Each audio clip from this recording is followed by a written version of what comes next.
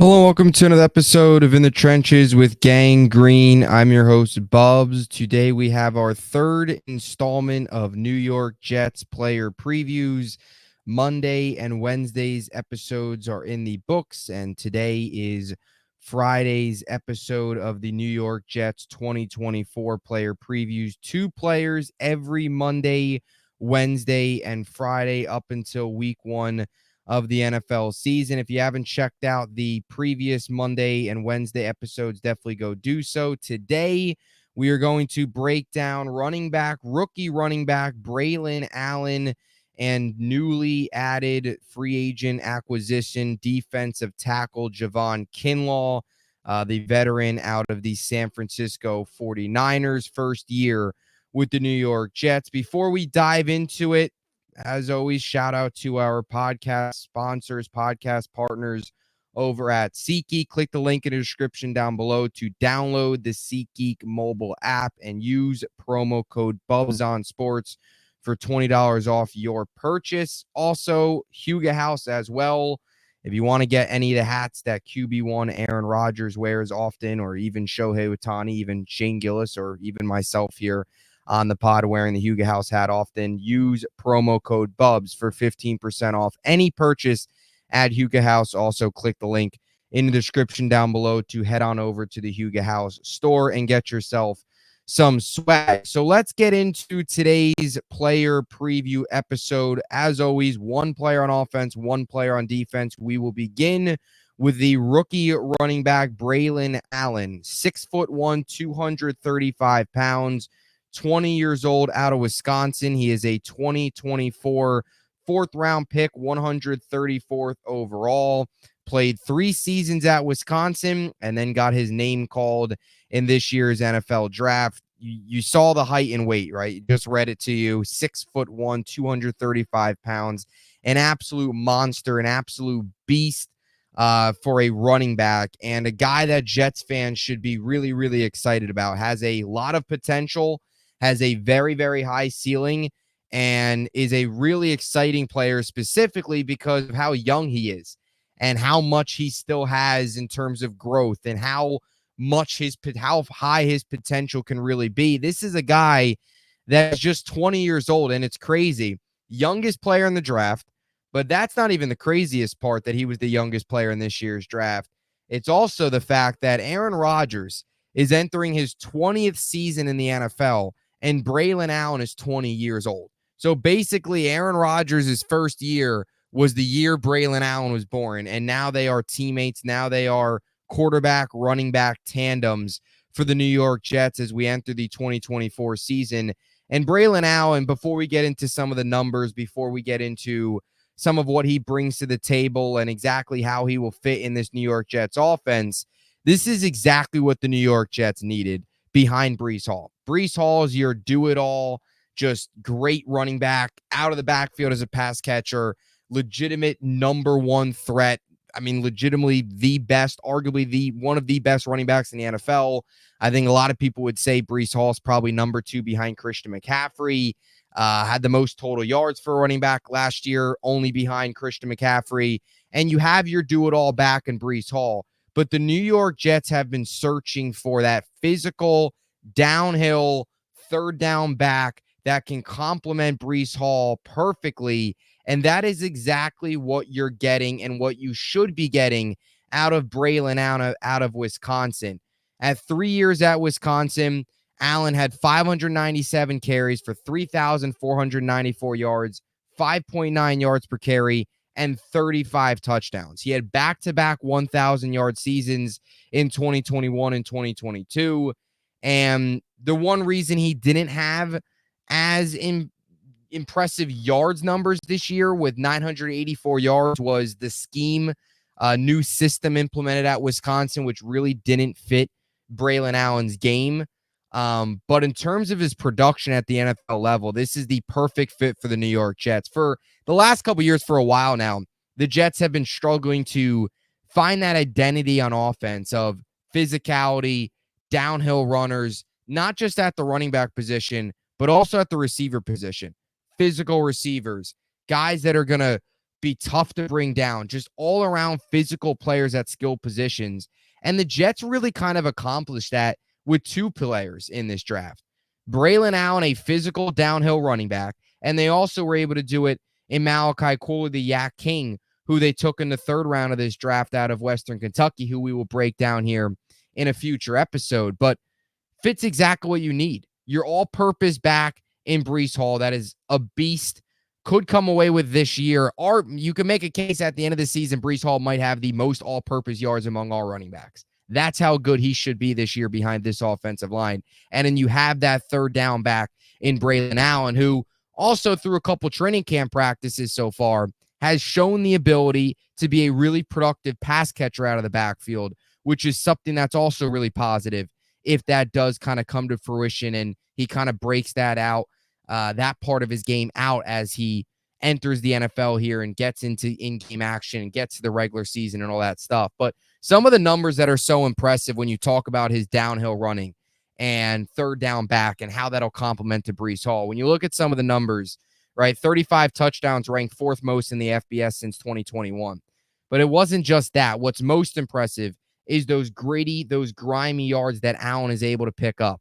Since 2021, Allen rushed for 1,493 yards up the middle, which was second best in the FBS, only behind Blake Corum, also in the Big Ten, out of Michigan, who was selected by the Los Angeles Rams in this draft. So number 2 in yards in all of college football when running up the middle. That is exactly what the New York Jets needed. A guy that can be a physical 4 or 5 yards, you need it. Even a 3rd and 2, 3rd and 3 situation. Lower his shoulder, pick up 3, 4 gritty yards, red zone situations, late game situations, a 4th down and 1, 4th down and 2 situation, need a big run, need a tough physical 2 yards. Braelon Allen does that for you, and he gives the Jets a legitimate threat as a third down back. That's something that they have struggled to find through Breece Hall's first year. It's kind of been Breece Hall, and that's it. Now it's Breece Hall and Braelon Allen, a legitimate 1-2 punch that you can be excited for if you're a Jet fan. Also a guy that provides a little bit of speed. Ran a 4.040 for his 40-yard dash at the combine. And for a guy that is 6'1", 235 pounds, running a 4.440 was pretty impressive.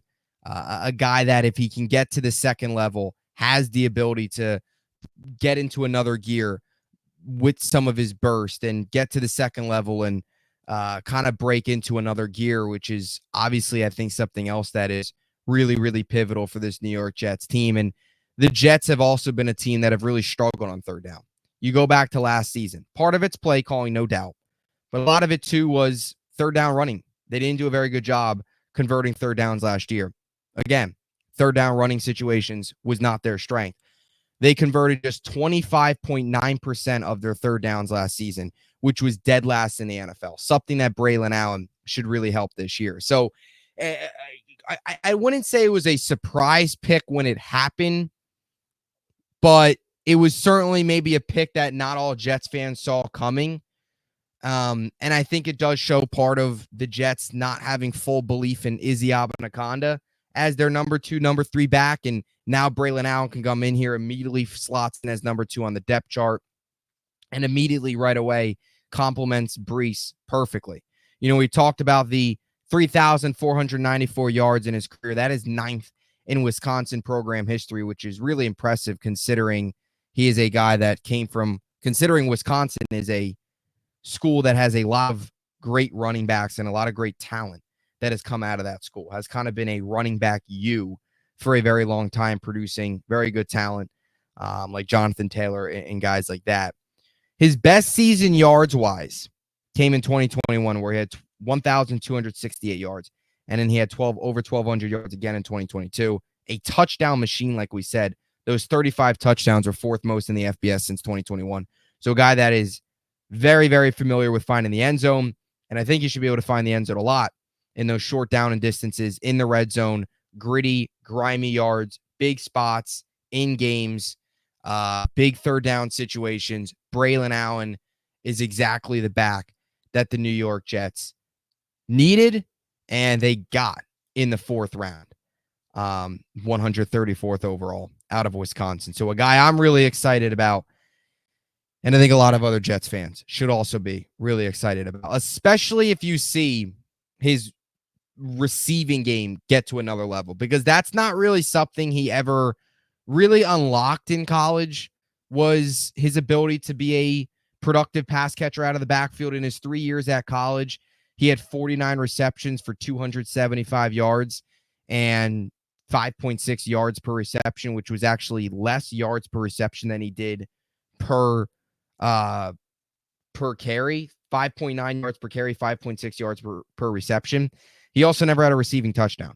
So his 35 career touchdowns from scrimmage all came from the ground.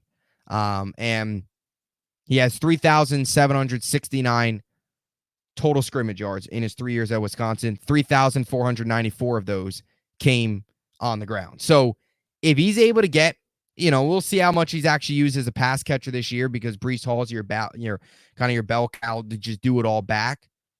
But if Braelon Allen can break out a little bit as a pass catcher, I think that's a whole nother element to his game that is huge for the Jets, and maybe in a way get more production than just a 3rd down short yardage back. So definitely something to keep an eye on, is if that kind of takes off, that pass catching ability. So that is Braelon Allen, rookie running back out of Wisconsin, alongside Breece Hall. That's your 1-2 punch in 2024. Moving on now to another new addition. 2 new additions today on the podcast. 1 draft pick, 1 free agent signing, and that is Javon Kinlaw. 6'5", 319 pounds, 26 years old. He will be 27 in October, so entering his age 26, age 27 season.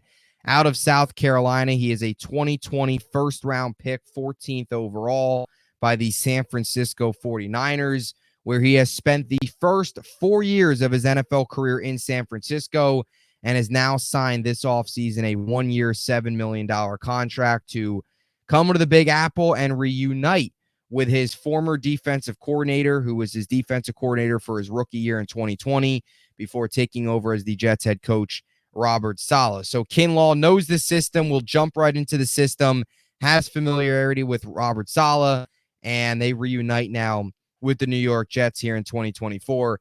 Kinlaw is a very interesting player to break down, because I will be completely honest, I don't really know what to expect from Javon Kinlaw this season. I really don't.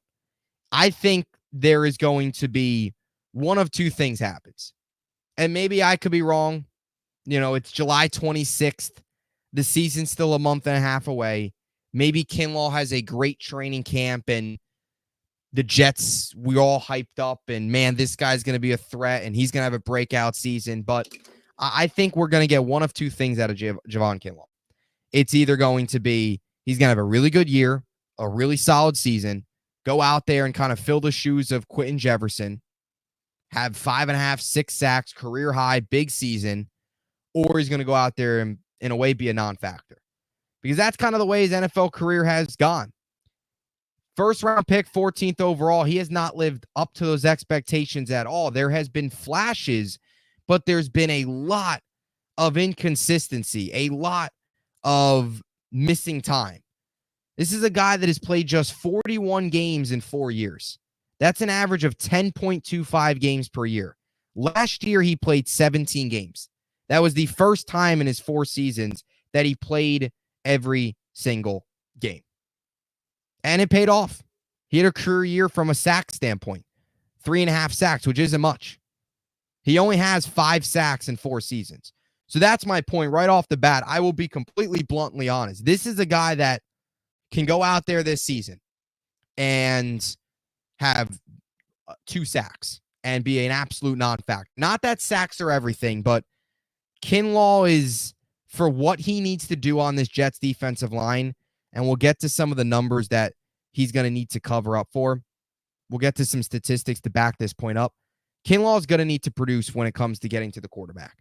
Because while you've got Quinnen Williams, while you've got Jermaine Johnson, Hassan Reddick, once he's back from the contract, while you've got those guys, Kinlaw is, again, replacing the shoes of Quentin Jefferson, kind of replacing a JFM.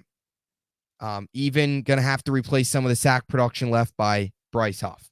So he's going to have to get to the quarterback. He's going to have to wrap up. He's going to have to bring the quarterback down. He's going to have a good amount of sacks and a good amount of pressures this year in order for this to really be considered a productive 2024 campaign. And in order for this to be considered still an elite defensive line, Kinlaw is going to be a big piece of the puzzle. He really is. He's an underrated piece. And we'll see if he can do it. I mean, he went 2 years without logging a sack. 2021, 2022, he played 10 games combined. Didn't have a sack in those 10 games. Last year, had 3.5 sacks. That was a career high. He's got 5 sacks total in his career. He also had 6 quarterback hits. He also had 1.5 stuffs. Not crazy impressive, but it was progress considering what he did in his previous first 3 seasons after being selected top 15. Now, there is reason for hope. That 2023 campaign is a reason for hope, right? 25 tackles, 3.5 sacks, 6 quarterback hits. Not impressive, but there were career highs for him. That's good. He's on the right path. He also played all 17 games. He played 14 in 2020, played 4 in 2021, 6 in 2022. So staying on the field hasn't been a strength of his, but he did it all of last year. Good credit to him. So that's a positive. Another positive is the Jets. This is another reclamation project. The New York Jets love this. Robert Saleh, Jeff Ulbrich love reclamation projects. They also love first-round picks up front. They love it. Because right now they've got 5 first-round picks. Quinnen Williams, Javon Kinlaw, Jermaine Johnson, Will McDonald, Solomon Thomas. Now, Jermaine, Quinnen are obviously elite players. They are not reclamation projects. They are the complete opposite of that. They are guys that have lived up to the back of their playing card and lived up to their draft pick status. Will McDonald, we have to see. Year number 2, we need to see him take a jump. Solomon Thomas was a reclamation project. Did not live up to the hype of being a top 5 pick in San Francisco, reunited with Saleh in New York, and has been productive at a good year last year. And now Kinlaw is also known as a reclamation project. He's one of those 5 first-round picks up front. So those are your 5 first-round picks. But other reclamation projects or other former first-round picks that Robert Saleh and this coaching staff have brought in. Here's just a couple names. Shaq Lawson, right, was brought in to replace Carl Lawson when he tore his Achilles in 2021. Solomon Thomas, we already mentioned. Sheldon Rankins, first-round pick. Didn't really pan out for New Orleans. Was okay. Didn't live up to the billing, though. Came to New York, was really productive. And now even Tack McKinley, who is getting a chance to fight for a roster spot, also a former first-round pick in Atlanta, was at OTAs, signed on to camp. He's fighting for a spot now. So the Jets are very, very familiar. They also were interested in Jadeveon Clowney as well in the offseason. So the Jets are very, very familiar with this. And that's why I have trust that Javon Kinlaw can have his best season of his NFL career with New York this year. Because New York, Robert Saleh, Jeff Ulbrich have been very good at bringing in guys that don't necessarily live up to their draft status, don't really live up to the hype, are kind of reclamation projects, need to turn their career around, and they're able to do so. And they've done it many times with many different guys. Solomon Thomas is one of them coming over from San Francisco. Javon Kinlaw, a little bit different with the way his career has kind of panned out. He's been in some areas a non-factor. Solomon Thomas was okay. Kinlaw at some points has been just flat out awful. But that's where you've got to believe. You got to trust his coaching staff. And I've gotten to a point where Robert Saleh, not a very good head coach. We know that. But I think you've gotten to a point as a Jet fan where you can at least trust him from a defensive perspective. And you can trust Jeff Ulbrich from a defensive perspective that you know that they've built this defense. Same thing with Joe Douglas. You could trust him building up this defense. They've built this thing from the ground up. So you can trust that they're going to, you got to be able to trust them that they obviously see something in Kinlaw. They've done this before. They've had success with doing this before. Kinlaw's coming off of his best season. It's not impressive, but it's still his best season of his career. And we'll see what happens. We'll see if this really works out, if it pans out. Look, it's a low risk move. It's a low risk, high reward. 1 year, $7 million. Your high reward is you get 6.5 sacks out of him. He kind of does what Quentin Jefferson did last year. Let's say play 14, 15 games, productive player, gets to the quarterback. That's exactly what you need at that position in a potential starting role. We'll see how the defensive line looks week 1. But in a potential starting role, as currently labeled on the depth chart, he's your starter in between Quinnen and Jermaine Johnson on the left side of that defensive line at tackle. He's going to need to put up that sack production. And Jefferson gone, Huff gone, JFM gone. 3 of those guys, there's a lot of sack production. Between Jefferson and Huff, just those 2 guys combined, not even counting JFM, but between Huff and Jefferson, that the Jets lost 33% of their sack production this offseason. Kinlaw is going to have to recoup some of that. Ideally, he does what Jefferson did last year, which is 6 sacks. That's ideal. I think Jets fans can get behind if he puts up maybe 5 sacks. I think that'd be okay. Anything less, kind of disappointing, especially if he's on the field and he's healthy and he's playing every game. You know, if he's only playing 10 games and he has 4 sacks, then it's a different story. But if he plays all 17 and he has 4 sacks, it's a little disappointing. I think you're looking at anywhere to 5 to 6 sacks, I think would be a productive season. I don't think it's crazy to say he could do that. This coaching staff has brought in players like this, had success with bringing in players like this, and Kinlaw hopefully is no different. And he's a really big piece. Underrated piece, but a really big piece to an interior defensive line that needs to fill some shoes from an offseason with some exits. So that's Javon Kinlaw entering his 5th year. Started to turn a corner last year. Can he continue to turn that corner and elevate his game once again here in 2024 under Robert Saleh? Another, I guess, glass half full approach to Javon Kinlaw is his rookie year. He had a half a sack, 33 tackles. He was able to, had 4 passes defended, was able to cause some chaos up front, was able to cause some pressure. That was under Robert Saleh. Okay, first year in the league. Then went through some bumps in year 1 and year 2. Didn't register a sack. Then last year, 3.5 sacks career year. So he's coming off a career year, and in his second best season was under Robert Saleh.